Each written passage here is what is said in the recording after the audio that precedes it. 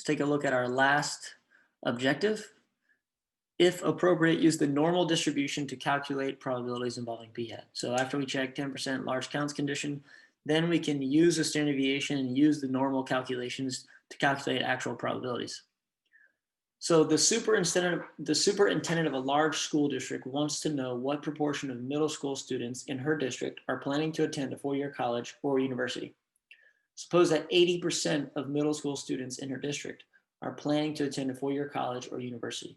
What's the probability that a simple random sample of 125 students will give a result within 7 percentage points of the true value? So they've told us about the population. They tell us that P is 80%, which means the mean of our sampling distribution will also be equal to 80%. But she wants to know what's the probability we take a sample, 125 students, and it's within 7 percentage points of the true value. So what's the probability that we get a p-hat that's between 73 and 87% of students who want to go to a university or four-year college? Essentially, this is what they want us to find. What's the probability that in a sample of 125 students or middle schoolers at our school, that between 73 and 87% plan to attend a four-year college or university? So essentially, we need to use the sampling distribution and determine what's the probability of getting a p-hat between these two values. So first, we always have to, when we're asked a probability about a sample proportion, we have to check the conditions to see, can we calculate the standard deviation and can we use normal approximation? The first condition, 10% condition, multiply the sample size times 10. And we have to assume, or it's safe to assume, that there are more than 1250 middle schoolers in her district. So if we assume there's more than 1250 middle schoolers, then that means our sample is less than 10% of the population. So the 10% condition is met. Now we need to check the large counts condition to see if the sampling distribution is approximately normal.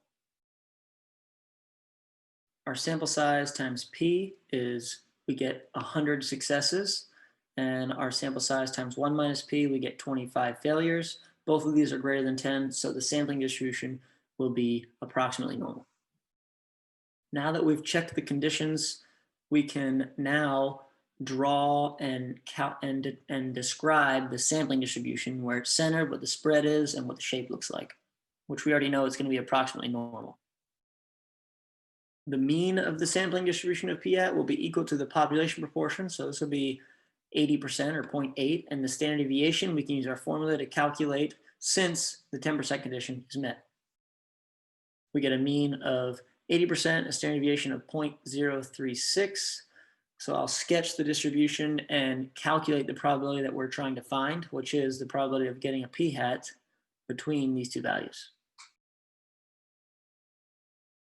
The sampling distribution will look like this. It's normal, centered at 0.8.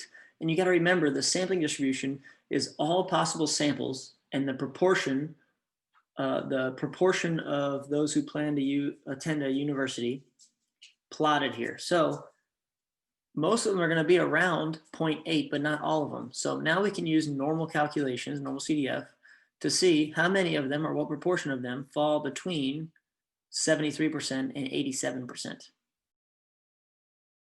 So in my calculator, I'll do normal CDF. The lower is 0.73, the upper is 0.87.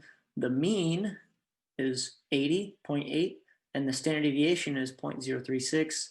Calculate this and you'll get a value of 0.9482, which means about 95% or 94.82% of all SRSs of size 125 will give a sample proportion of p-hat within 7% or 7 points of the true proportion of middle schoolers who are planning to attend a four-year college, which means about 95 or 94.82% of all p-hats, if the sample size is 125, are going to end up being between 73 or 87, which is within 7 percentage points of the population parameter.